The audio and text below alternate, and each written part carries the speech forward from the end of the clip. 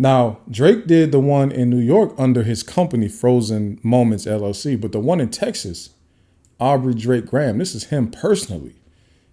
This is him personally. It's odd because he's kind of making the claim that this song harmed his image or harmed his business, which would have been Frozen Moments LLC because that's what owns all his music. Yet he did this one as a personal filing, right? Okay. Now, this is a petition requesting deposition of iHeartMedia and UMG. So just in case it doesn't work in New York, we will also try to do this thing in Texas. It's a multifaceted approach here, right? Petitioner Aubrey Graham requests an order authorized under Texas Rule Civil Procedure 202 to take pre-suit depositions of the corporate representatives of iHeartMedia and UMG Recordings. You know what I wonder about how this works? If the person that they depose or do depositions of, if they are not the employees that were involved in any of this thing and the documents they have do not show or prove any of it, then I don't see how they really move forward, right? Because let's say some random low-level employee did some foolishness and took some money over, whatever, did something crazy. How would the representatives of the company have that information? Unless you're saying that you really think one of these executive officers is going to have some type of proof in their email or text message somewhere that'd be odd. Factual background. Respondent, UMG is one of a handful of companies that dominate the multi-billion-dollar music streaming industry. When it comes to release of new, let me keep going. When it comes to the release of new music by its most prominent artists, UMG is meticulous in its planning and execution of the music it releases, promotes and backs with its considerable. Hold on, let me see if there's any comments before I move on to this one. Let me see what y'all are saying. Here. Hey, shout out to Paris for the super chat. I appreciate that. Let me see what y'all have said some things. Let me see here.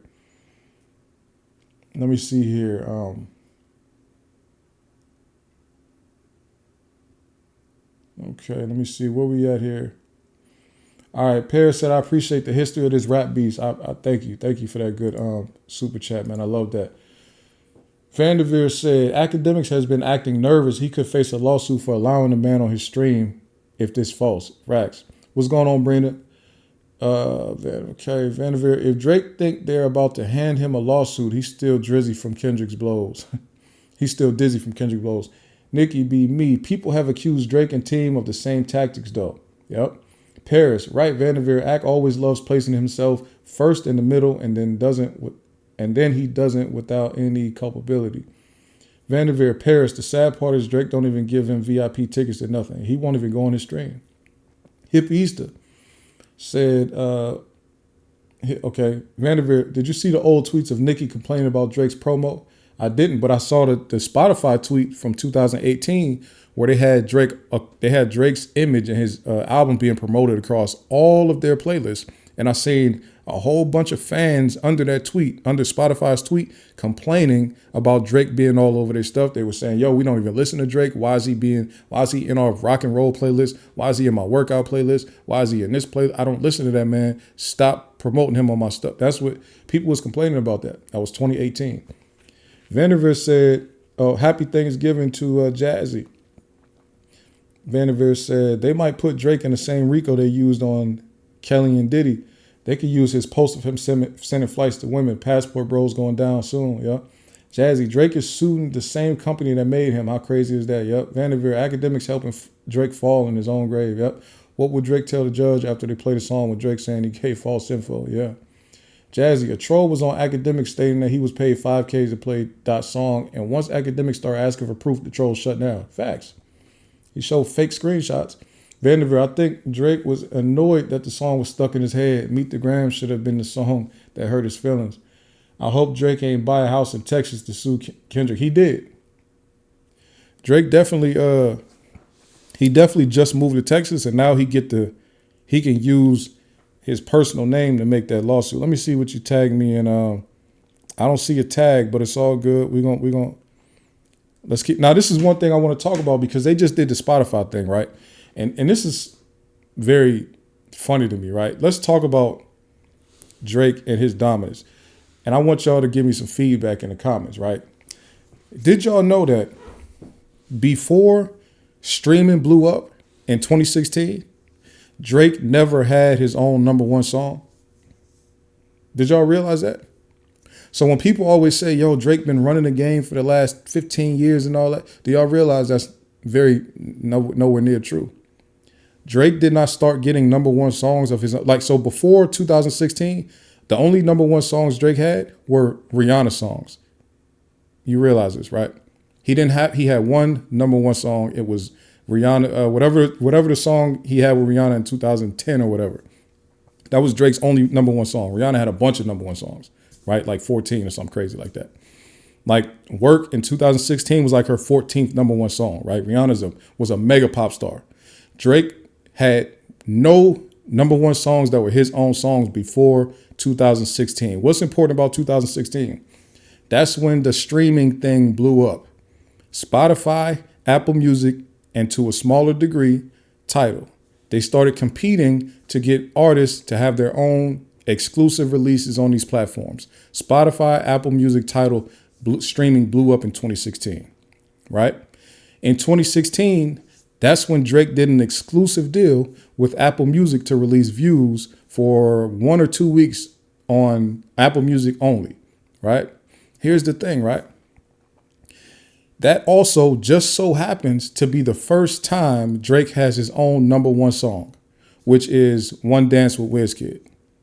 This is the first time this happens. It just so happens that now when he's doing business and his company that he signed to, Republic, Cash Money, UMG, just so happens to do a deal with Apple Music. Now all of a sudden Drake is going number one, right? Do we understand this? He has never gone number one before he did a deal with the streaming company. From there, now UMG owns stock in Spotify. Here's another thing that happened. Spotify, so UMG owns stock in Spotify, but they were, when you own stock in a company or when you own a stake or you own a piece of a company that's not public, the payouts are a lot lower because the company most of the time is going to be worth less. Publicly traded popular companies are normally worth a lot more.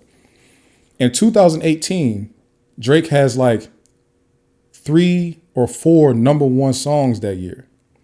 What else happened that year? Spotify went public that year. So now with Spotify going public, payments are going way up. Who has incentive for Spotify to be more popular? Who also has incentive for their main flagship artist to be the most popular? UMG, who owns stock in Drake and owns stock in Spotify. Drake explodes in 2018.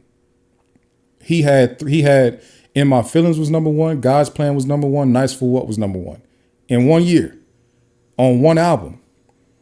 After you not going number one for all of these years you've been around. You just so happen to when streaming companies do start doing different things, then Drake's success start to go to different stratospheres. The reason that this was always stuck out to me, right, is because I always been trying to, and you could go on my Twitter and find old tweets where I'm saying, what is it about Drake that made his popularity jump up so much when streaming blew up? Because Drake has been around for a long time and he was never having any number one songs. Yeah, he was doing good with his album sales and all that, but he was doing good as just like a regular star because a lot of people sold a lot of albums. But those number ones kind of show you like what the people, like what do the people want to hear on the radio all the time? That's essentially what the Billboard charts are about, the radio, right? What the people want to hear on the radio all the time. And as popular as people perceived him, he never had any number one songs until streaming came around, right? When I say came around, I mean it blew up. 2016, where the streaming fight and the battles really started, right? So the further along we got in this streaming technology world, it seemed like the bigger he got.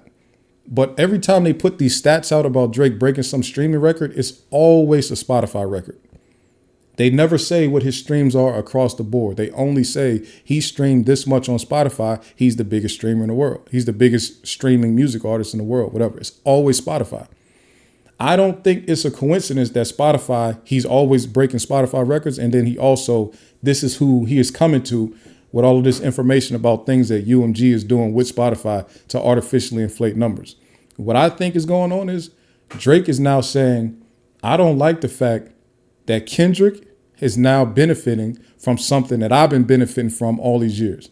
What Drake, one of the interesting things Drake said, or that Frozen Moments LLC said in their petition, is that the success of one, they said they noticed to be fact, the success of one artist takes away from the success of everybody else.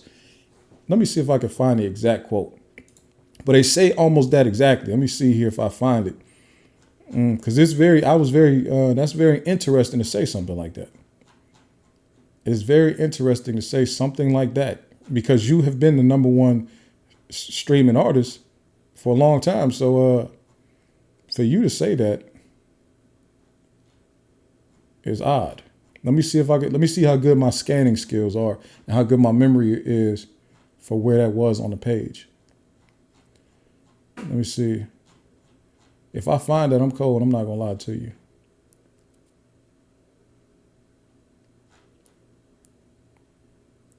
Here you go. Boom. I'm cold. Look. 19.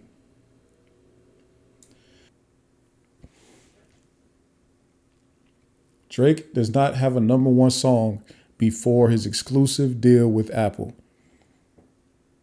And that's not to say that song was not an exclusive on Apple, but that album was, meaning he did the deal with Apple Music. And now all of a sudden the floodgates have been opened. The higher ups in the music industry, AKA Lucian Grain, said, you are now anointed. We are going to push you to a level that you never thought possible. Drake was a big star before Views, but I want y'all to go look at the concerts that he was doing before Views. Go look at the shows he was doing before Views. Go look at the shows he was doing when Take Care came out. He was in theaters. Go look at it. Y'all, you don't have to believe me. Go find the old videos. When they say Drake been running the game about 15 years, no, he wasn't.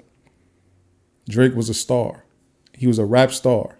He didn't have a pop hit before 2016. He didn't have one at all. He didn't even have his own number one, let alone a pop hit. He was nowhere near that, right? I want y'all to go look that up. Let's get to Texas. Respondent. Let me see. Do y'all have anything to say about that? Let's see here. Let's see what y'all got to say about that. K-Way said, I said it was going to be a problem when Kendrick went hard on the PDF accusations. K-Way, the thing is, companies like Spotify built their platforms off Drake. I think that's why finds it a slap in the face. UMG put money into Kendrick, calling him a PDF. You right, but Drake had blown up views, and if I'm reading this too late, and never the same. No, Drake was a big artist. He was a big artist. He was not a superstar, and he wasn't a pop star before Views. He didn't have a number one song at all.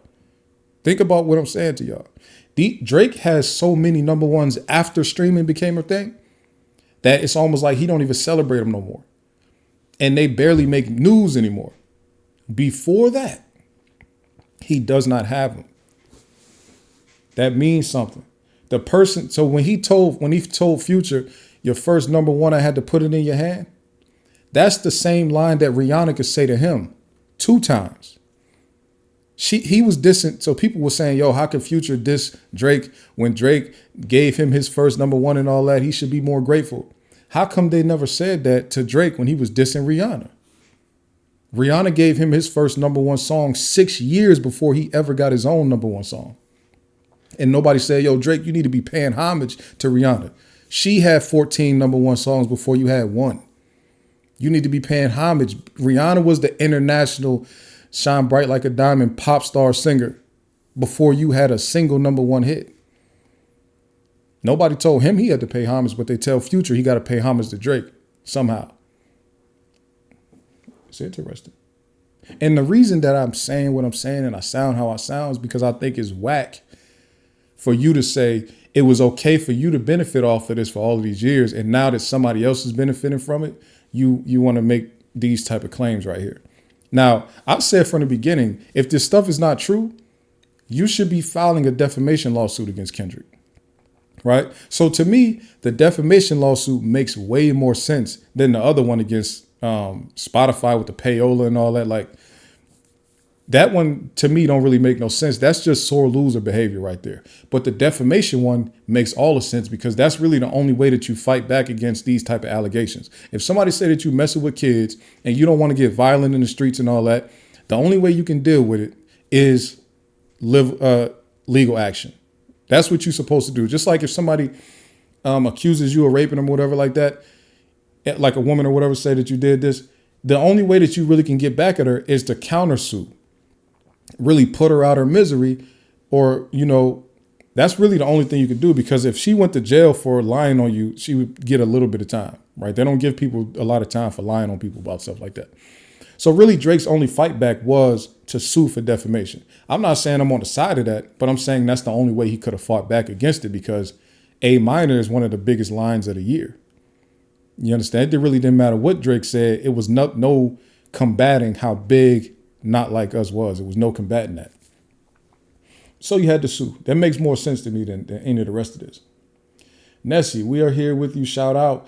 Vanderveer, Drake is wearing all nail polish with little girl hairstyle after Kendrick called him out. He added a little duck lip with his selfie. The crazy thing is, one of the more famous lines from Euphoria is, "What is it, the braids?" And that made Drake go cut his hair. His hair is back cut now. He cut it off. Jeez Louise. K-Way, Drake can't never pay for streams, but if UMG did, then Drake can play dumb and say, hey, that's on them and not me. I didn't authorize them to do that. Kendrick could say the same thing. What's the difference? Valpal said, this lawsuit is so frivolous. Sounds like a real salty man who was upset that Kendrick's song really bodied him like Remy did Nicki. Nicki be me. Artists have complained against Drake, have been vilified and called bitter or crazy. That's true. When other artists make these same claims that Drake is making now, they have been called haters for sure. Vanderveer, Not Like Us really went crazy because of the timing. Kendrick put a draw 2 on Family Matters. We had a few minutes with Family Matters before Meet the Grams, and in the morning he dropped a victory song. That's a fact. Strategy did it. What did I say? MJ Savage, it means he's a sore loser. Jazzy said Drake is selfish. Nessie, 2016 streaming facts are very interesting. Vanderveer, Drake not even loyal to Wayne. Vanderveer, he told Kendrick to use those claims like Joe Budden before Drake dropped. He should have sent Joe papers and Kendrick didn't use it. K-Way, the facts were real. But I think when Drake started making actual rap go number 1, that's when he got a little leverage in the streaming game, because before Drake, rap wasn't the number 1 genre. This is where people get tricked. It's not that before Drake, rap wasn't the number 1 genre. Rap has been probably the top consumed genre for years, for decades probably. The problem is the way that a lot of young rap consumers consume music was digitally. And rap consumers were completely fine getting all our music off of BitTorrents and off of stuff like LimeWire and FrostWire and Aries. We was completely okay with that. We didn't care that our favorite rapper sold 1 million the first week. We didn't care. That wasn't what we was there for. We was there for the music only. So if I had to get if one of our homeboys had to press up 100 CDs and sell them for $2 at the school, we was getting it. That's why it always seems like the rappers and black artists, people that we love, they are bigger, they are more famous a lot of times than they are rich. Is because they really have captured the black youth and they have been huge in the community, but they don't have the money to match. It's because we don't always, It's because we don't always, damn, what in the world? Y'all still there? Damn, what happened? Yo, can y'all hear me? This is crazy. The reason that that our celebrities and all that seem bigger than the money that they have is because we a lot of times are mega consumers of their work, but we don't buy their stuff like that. We consume things different. So when streaming hit, now you caught up to black youth, because we've been on the internet. I'm in my mid-30s. I was getting music. I was listening to all my music digitally since the early 2000s. I ain't buy my first CD until I was an adult, and I definitely didn't buy no tapes. I had tapes, but they was all because I was recording them joints, as they call it, dubbing it, or whatever. So like the people who consume rap just don't buy music like that. So when you add streaming in, now you put it at our fingertips, and young people love convenience. When you put it at our fingertips, that made rap explode. Like as far as statistically, it made rap explode. But rap was already huge. We just wasn't buying albums. So some people could try to figure out like, yo, why is Boosie uncancelable? Why can't we get rid of Boosie? It's because Boosie is way more famous than like first week numbers will ever tell you. Because you don't realize how big he was in the streets. Everybody was listening to his music, but the album sales don't show that. You got people like Boosie, you got people like Gotti, you got people like Rick Ross. Jadakiss, I think best first week was like 100,000 first week, something like that. These people are people that never been platinum before. If they are platinum, it happened after streaming came. And the reason for that is because of the way that we consume music. So rap has been the number one genre. It just wasn't documented the way it should have been. All right, so boom. Let me keep reading these. So Drake did not make rap the number one genre. Streaming came and it proved that rap was already the number one genre. Okay, Jazzy, Drake wasn't complaining when he won the beef with Meek Mill. Yep. And Drake, what Drake did with Meek Mill, there was a lot of corporate activity going on. You seen companies all over the place mentioning back to back. You seen them all over the place making jokes about Meek Mill, Girls Tour World. It was exactly the same thing that's happening right now. Vanderveer said, Drake is not the blueprint for everything rap. Vanderveer, this is the longest break Drake had ever been on tour nonstop. Vanderveer, we here, yep. K-Way, Drake is not the blueprint for everything rap, but he's the blueprint for everything streaming, especially when CDs started to fade out. Vanderveer, NBA YoungBoy don't be on the charts, but his fans go crazy. This is what I'm saying.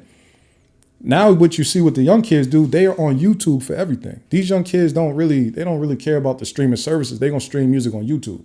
So NBA YoungBoy is one of the most popular streaming artists of all time, and his album you can't tell a lot of times by his first week numbers.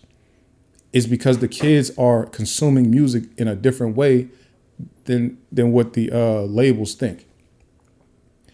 I'm almost 40. I remember in 2009. Okay, your message just went away, so I can't tell what it said. Vanderveer, Drake had AR ad coming from Meek. Facts, I remember that. Let's read into it. This is the one, the petition in Texas about iHeartMusic. Respondent UMG is one of a handful of companies that dominate the multi-billion-dollar music industry.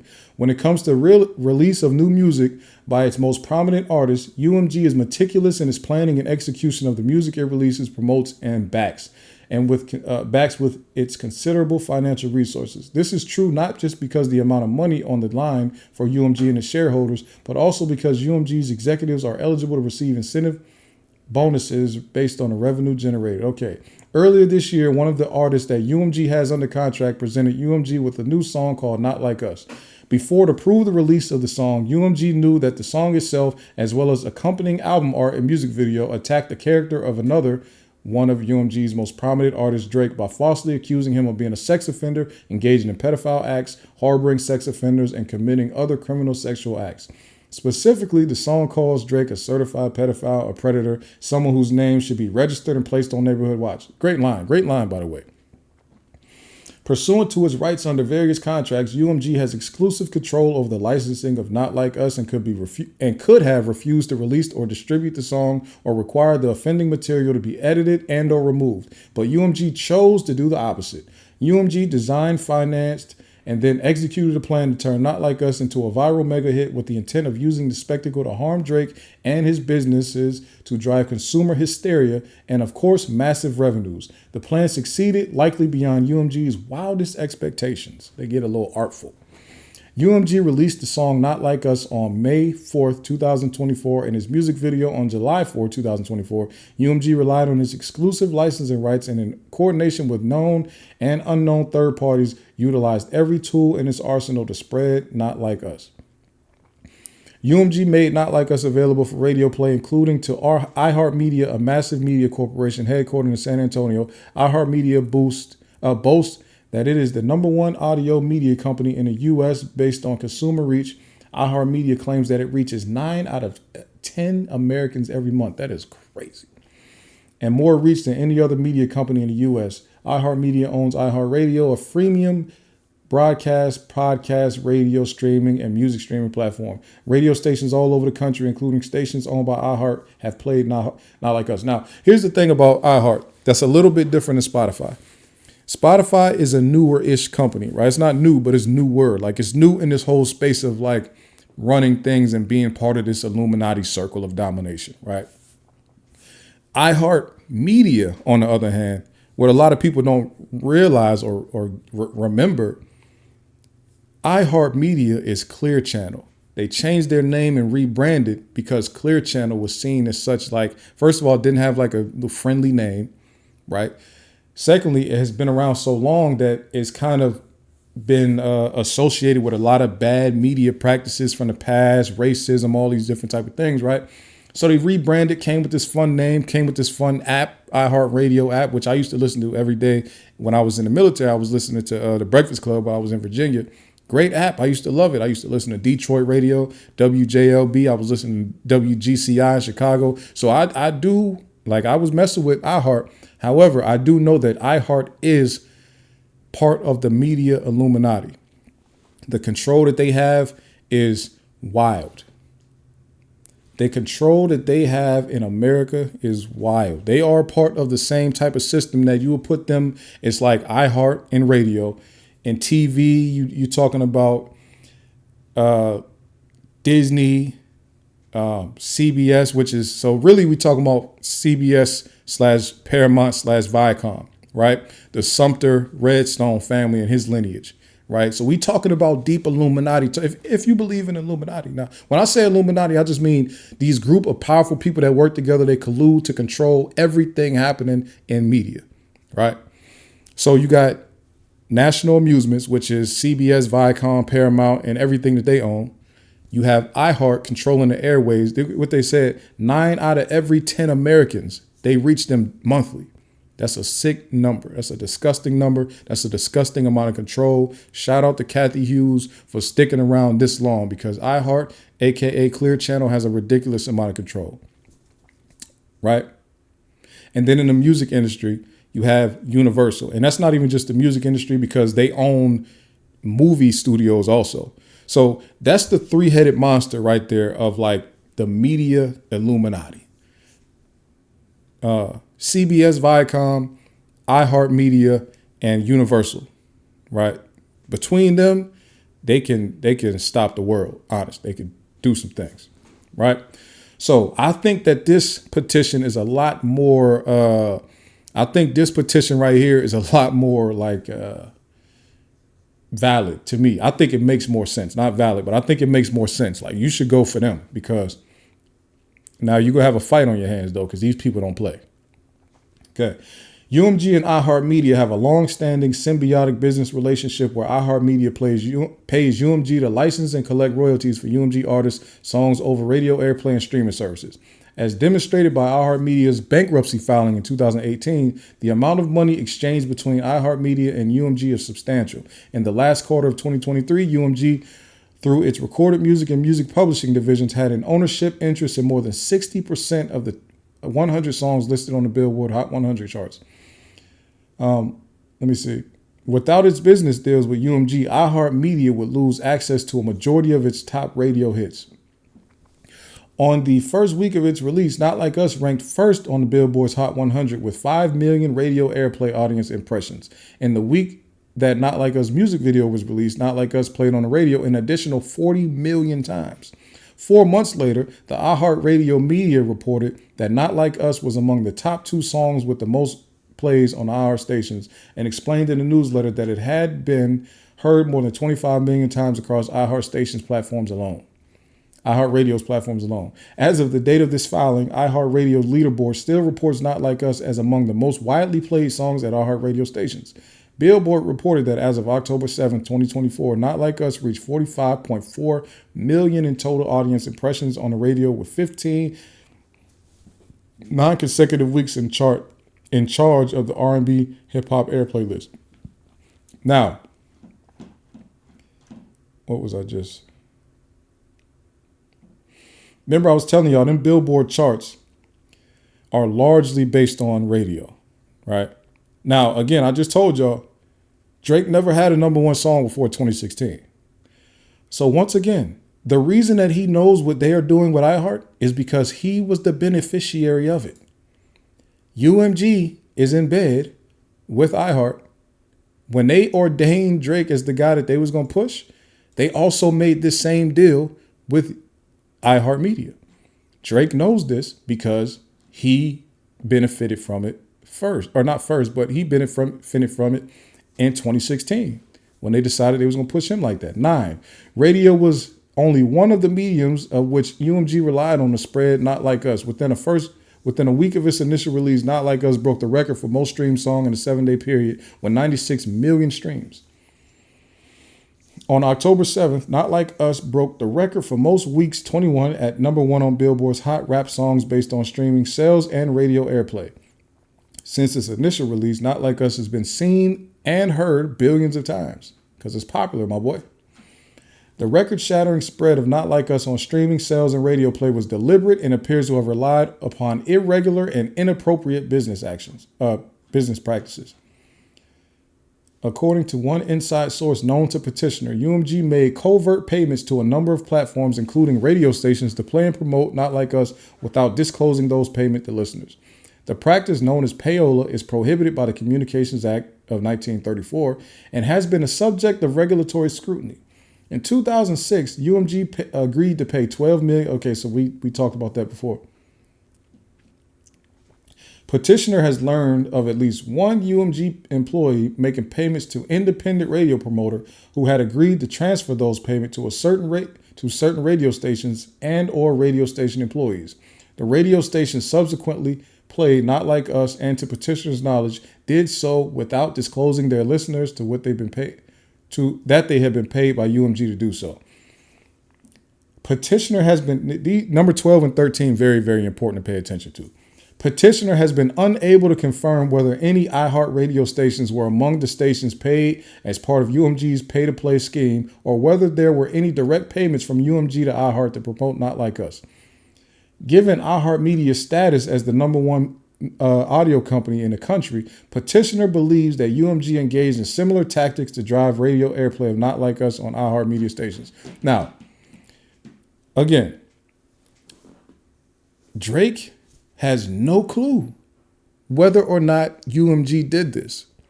They just feel like somebody told them that this thing happened, and they didn't even tell them that they paid UMG. Look at what they said.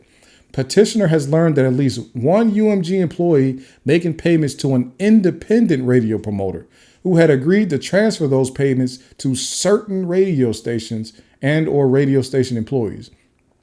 You know how vague that is? That's so vague. Like, what do you mean?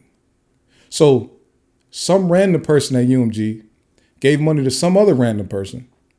Then they gave money to some random stations, and you don't know who those stations are. And you don't know who the people that they gave the money to at those stations. And you don't know if any of those stations is owned by iHeart. But because iHeart is the number one radio company in the country, we need to make them do a deposition to see, do they know? Now, let's say you do his deposition and the CMO, Chief Marketing Officer for iHeart USA, comes and does the deposition, and they say, hey, we need all of these records that you have about payment to push iHeart, to push Not Like Us, right? And they say, okay, well, here's all of our documents. And then they don't have anything that's related to anything Drake is talking about. Then this lawsuit will be dead. So he'll have to sue. So this one won't work. He'll have to sue Kendrick directly. But let's keep reading though. UMG also directed its digital marketing team to use discretionary funds provided or reimbursed by UMG to pay unknown third parties to share Not Like Us video in the days after they were released. The purpose of UMG's payment to third parties was to inflate artificially the metrics reported relating to Not Like Us to encourage media and music critic commentary, ultimately to make it go viral. And then once again, the next joint is about the same thing from Academics podcast or stream.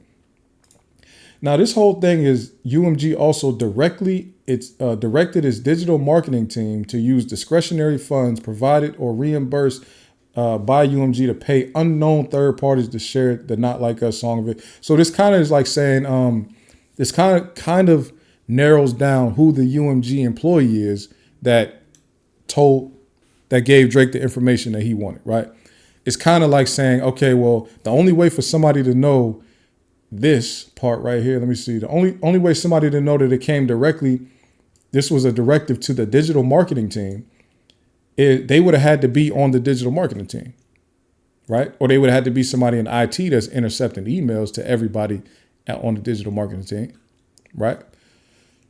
So UMG directed its digital marketing team to use discretionary funds to pay unknown third parties. So I wonder how that email looked. Hey, I'm going to give y'all some money, right? Go pay some people that we have no clue who they are and that Drake won't find out who they are. Go pay them.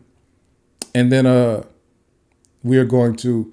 So this tells me that this is somebody, because if they were feeding Drake information, a lot of this information is very unspecific, telling me that they are not very high up in the chain of command there at UMG, right? So they just heard some things and they didn't want to go. If this is even a legit source of information at UMG, I really hope Drake was not being set up, and I hope that this is legit whistleblower information. I really hope so. 16. And I skipped 15 because we already read something very similar in the other one. Petitioner has received information that UMG also pays certain third-party influencers to promote Not Like Us in order to create incentives for high-visibility influencers to spread Not Like Us in what appears to be a radical departure from long-standing internal policy at UMG. UMG removed copyright restrictions on Not Like Us on YouTube and Twitch, thereby whitelisting the song. The petitioner brings this action for a discrete and specific purpose: to understand whether and how UMG funneled payments to iHeartRadio and its radio stations as a part of pay-to-play scheme. Again, he does not know. Shout out to whoever Music Business World is. This is y'all stamp over here. You put it on the internet, so I downloaded it. Petitioner brings this action for a discrete and specific purpose: to understand whether and how UMG funneled payments to iHeart and its radio stations as part of a pay-to-play scheme. Meaning, we have no clue, but we want to find out if they paid iHeartRadio for this song. Petitioner has amassed sufficient facts to pursue certain tortious claims, tortious, pretty much means damages, like torts, claims against UMG. And I have a hard time saying that word because I never really heard anybody else say it out loud. I need somebody who knows the word to tell me, and then I'll know how to say it. UMG, including but not limited to, claim for defamation, but currently lacks factual support necessary to determine whether he may bring claims of civil fraud and racketeering against UMG and its many unidentified co-conspirators who violated payola laws and accepted illicit payments and other things of value from UMG without disclosure. Here we go once again. They're saying that they have amassed sufficient facts, right? But lacks factual support, meaning people have told me some rumors and things like that, but I don't have anything to back it up. I don't know. I just got this person telling me this stuff, right? And because I want to sue UMG, I need you, the court in Texas, I need you to help me get this information from them so that I can sue them. So help us out. All right?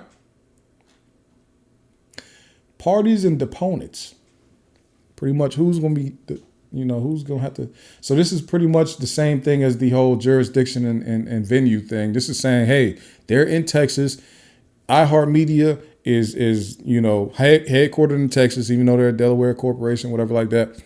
But and UMG does a lot of business in Texas because they've been doing a whole lot of business with iHeart, and because iHeart is a Texas company, you should let me do this thing in your jurisdiction.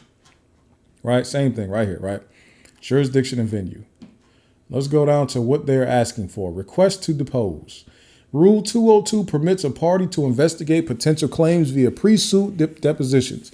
Rule 202 functions in aid of a suit which is anticipated and ancillary to the anticipated suit, right?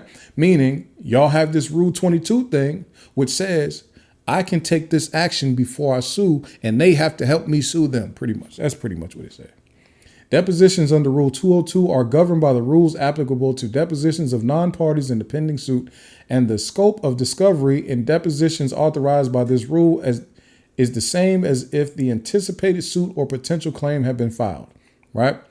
So pretty much like this petition that we file right here, it's going to get treated just like a lawsuit, and they have to give us the information that we're asking for if y'all approve it. And here's the case law. So deposition of non-parties, the reason that that's important is because they're saying we're not suing iHeart. But y'all have rules on the books that say we can still get a deposition from iHeart even though they are a non-party to the suit that's coming up, right? So we're not suing them, but we need this information from them. So that's what that's saying right there. 26. Here, the limited Rule 202 deposition petitioner proposes are the most efficient method for him to understand the role of iHeartMedia and UMG's scheme to unlawfully promote Not Like Us. Based on the minimum information already available to petitioner, the testimony sought is necessary for petitioner to understand and evaluate his potential claims. Okay. This is kind of like Cassie and Diddy, right? So behind the scenes, Cassie had been telling Diddy, hey, I'm about to go public if you don't give me some money. And Diddy is like, man, if you don't get out of here. And then eventually she went public, and then the fall of Diddy happened. So now Drake is trying to pretty much do the same thing in UMG, saying, hey, I know what y'all been doing behind the scenes. I got a mole on the inside. The mole on the inside has been telling me that y'all got some dirty stuff going on. So now I'm coming for your head, right? So he's saying defamation because y'all was supposed to stop that song from coming out because there was some untruths in there. Y'all let them put a picture of my house up on the cover art with the little pins like some sex offenders live here. So Drake is like, nah, I'm not going for that. I'm going to sue y'all in 2 states just in case one of these states try to shut it down because y'all have a lot of power in New York. You know what I'm saying? The whole Jewish Illuminati is up there in New York. They could shut that down immediately. But in Texas, I got a lot more connections in Texas through my different avenues. And I've been living in Texas. I've been having houses in Texas. I've been coming to Texas, showing love in Texas for many decades. Not many decades, many moons in E40's words, right? So just in case things don't work out in New York where y'all kind of run things a little bit, let me try it out down here in Texas where I could be plugged in a little bit, right? And then the Texas one is the real law. That's the bigger lawsuit anyway, the defamation joint, right? However, for the defamation thing to be really cracking, Drake is going to have to show, let's say he's going to have to show how much money he lost out on. And did Drake really lose out on any money? Did he lose any deals? Did he lose any endorsements? Did he lose anything from that song being out? Like, what did he really lose? He's going on another tour, coming up, international tour. His tour was huge, biggest tour in rap history. So when you say defamation is something that harmed you, besides something being like a rumor in a song, you have to show where your money was depleted or something, your resources, or you lost deals or something happened to where your money was lessened. So we're going to find that out when this whole thing is going on. Because petitioner only seeks the limited testimony, the benefit of allowing petitioner to take the requested depositions outweighs any associated burden or expense to iHeartMedia and UMG. Moreover, the interest of justice is served by allowing petitioner to investigate potential claims before filing. These depositions are necessary as part of the requirements of Texas Rules Civil Procedure 13 for petitioner to make an informed decision about future legal action. Meaning, I only have this random employee who may or may not be an employee. I don't even know if I have a claim. I need that information. And what UMG is saying is, we're going to tell you that we already know you don't have a claim. You need to go sue Kendrick. He's the one that said it. Go sue him. Petitioner seeks an oral deposition of iHeartMedia corporate representative to investigate evidence of UMG's provision of financial benefits to iHeartMedia in exchange for obtaining airplay of Not Like Us to spread the song to billions of listeners and to learn the identities and practice of any direct participants in a pay-to-play scheme, including any intermediaries who may have been involved. Petitioner seeks oral deposition of UMG via corporate representatives to investigate evidence of UMG's conspiracy to increase radio play for Not Like Us by providing iHeartMedia with financial benefits and to learn the identities and practices of any direct participants in a pay-to-play scheme, including any intermediaries who may have been involved. Number 30, critical evidence relevant to petitioner's potential claims include the identities of potential defendants is not available to him.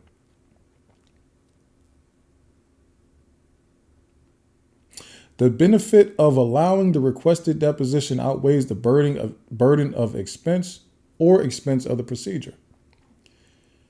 Texas, what is this? Civil Procedure 202 enables a person to petition the court for an order authorizing the taking of a deposition to investigate a potential claim or suit. A court must order a deposition requested if it finds that the likely benefit of allowing the petitioner to take the requested deposition to investigate a potential claim outweighs the burden or expense of the procedure. So that's pretty much, if they follow that, 202 subsection A2, or whatever you want to, if they section A subsection 2, actually is 202.4, section 4, subsection A, the second one. If they follow that, then Drake is definitely getting his deposition in Texas. That's for sure. Civil critical evidence relevant to petitioner's potential claim, including but not limited to the identities of unknown defendants, is not available to him, and without the requested deposition, he may be unable to pursue such claims. For the reasons set forth above, petitioner avers that the likely benefit of allowing petitioner to take the requested deposition to investigate potential claims outweighs the burden or expense of the procedure. Okay. Then they had to put a prayer up in here. Prayer for relief. Petitioner respectfully requests that the court issue an order setting a date for hearing of this petition with at least 15 days notice, and after that hearing issue an order requiring iHEARTMEDIA corporate representative to testify by oral deposition related to matters described herein, requiring UMG's corporate representative to testify by oral deposition related to matters described herein. For all other relief at law. Okay, shout out to John Zavitsanos. Okay, shout out to Daryl Moore. Shout out to Monica Uden. Shout out to Michael Killingsworth. These are Drake's lawyers and attorney for petitioner. Michael Gottlieb. Who else they got here? Meryl Governsky. That's Meryl Governsky. Oh, shout out to my girl Meryl Governsky. You got Hanny Houghton, Larson, or Houghton, I don't know. Okay. Oh, man. My name is Aubrey Drake Graham. I am over the age of 18 and my business address is 10960 Wilshire Boulevard, 5th floor, Los Angeles, California, 90024. I have read the above and foregoing Rule 202 petition. Based on my personal knowledge, the factual information contained herein is true and correct. I declare under penalty of perjury that the foregoing is true and correct. They had Drake sign that and nobody notarized it. What's this about?